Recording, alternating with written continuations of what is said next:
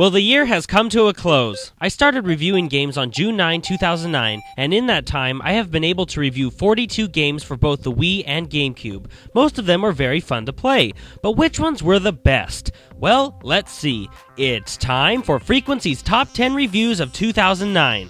Now before I begin, let's go over the rules. Number 1. I can't pick multiple games of the same franchise and style. Here's an example. If I had reviewed Sonic Adventure 1 and Sonic the Hedgehog 3, I can put both of those games into the list because although they are the same franchise, they are of different styles. Now, if I had reviewed Sonic the Hedgehog 3 and Sonic & Knuckles, I can only put one of those games into the list because they are of both the same franchise and style. Number 2. As you should know, I put scores and titles on each of my reviews. But scores and titles do not mean anything in this countdown. For example, if, and this is an if, on the list, I place a game at number 5 that has a score of 4 out of 5, but then I put a game at the number 4 spot and has a score of 3.75 out of 5, do not be confused. This list is for the top 10 games that I found most enjoyable to play throughout the year. I know it might sound odd having a lower scored game high up on the list, but remember, scores and titles don't mean anything. It's the amount of enjoyment I had while playing the games. So now that you know the rules, we can finally begin. Here we go.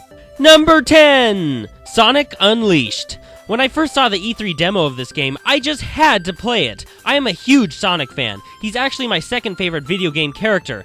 Even though some of his newest games haven't been the best, I will never give up on him. Sonic Unleashed brought back the speed that Sonic was known for back in his 2D days. That is, in the daytime levels. The nighttime levels just don't do him any justice. But because of the awesome daytime levels, I believe this game is definitely worth playing. Number 9! Little King's Story.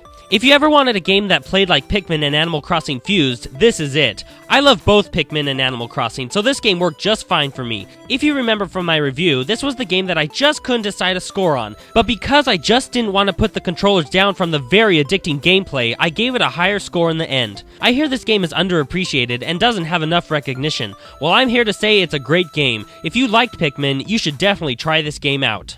Number 8! Mario Kart Wii!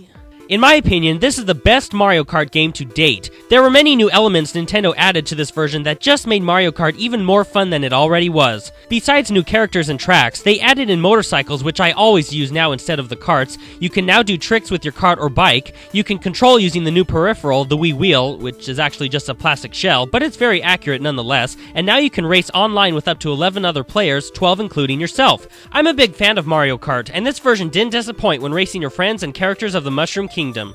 Number 7! Soul Calibur 2.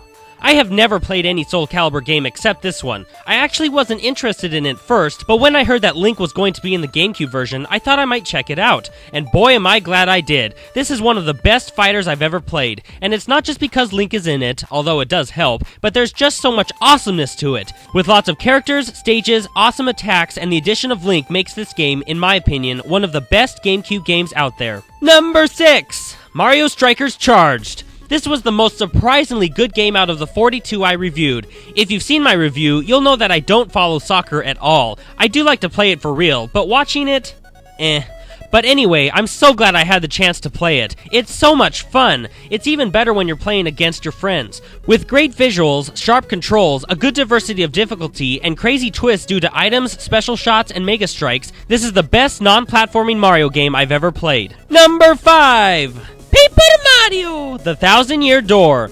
I love RPGs, both real-time and turn-based. When it comes to Paper Mario, though, I definitely prefer turn-based. Super Paper Mario for the Wii was fun, but I felt that Thousand-Year Door was a lot better. The game's length is very long. It will take you hours and hours and hours to win, and that's not with any side quests, which it has a lot of. If you like RPGs, especially turn-based, you will not be disappointed with this game. This is definitely a must-have for the GameCube or Wii. Number 4! The Conduit. If you've seen my Conduit review, you'll know that I'm not a big fan of first-person shooters. This is mainly due to the aiming controls with an analog stick. I just can't get used to it. But when the controls are pointing the Wiimote at the screen, it makes it, in my opinion, 20 times better. This game was so much fun, and due to the very fun online multiplayer, I gave the game a better score in the end. It was amazing. No, not the online multiplayer, even though it was very fun. It was amazing that I was actually able to play multiple online matches with my awesome internet speed. The Conduit brings joy to the hardcore gamers of the Wii, and to anyone else who loves to kill off alien scum. Number 3! Super Mario Galaxy! I was actually skeptical at playing this game because of all the wacky gravity changes, but I'm so glad I went for it. This game's story is basically the same as any other Mario game. Yep, save Princess Peach. And the game's principle is just like Super Mario 64 and Super Mario Sunshine. Find all the stars that you can to save Peach and win the game.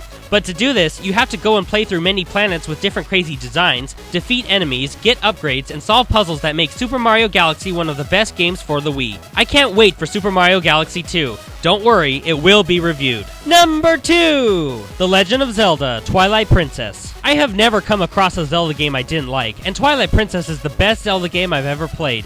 This was actually a GameCube game that was ported over to the Wii, so it's not an official Wii title, but I couldn't care less. I own the GameCube version, and I have to say I do like the Wii's version just a bit more. Twilight Princess is just what I would expect a Zelda game to be. The graphics in a Zelda game is my last concern when it comes to the fun factor, but I have to say, Twilight Princess looks amazing. A great story, puzzling dungeons, a huge, beautiful world to explore, a good amount of side quests, the overall length of the game, and the charm from past Zelda games are all here in Twilight Princess. This is definitely a must-have for all Zelda fans everywhere. So we've arrived at number 1, but before we go on, let's recap.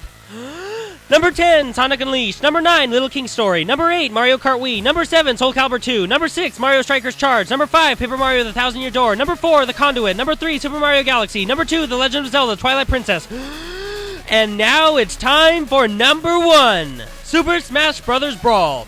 Okay, if you didn't see this coming, you obviously don't know much about my love for Brawl. I mean, come on, this was the only game of 2009 to receive the score of 4.75 out of 5 from me, which was the highest score of the year. Plus, I've even dedicated a secondary channel to it, 3 Brawlers, which is of me and my siblings playing matches of Brawl.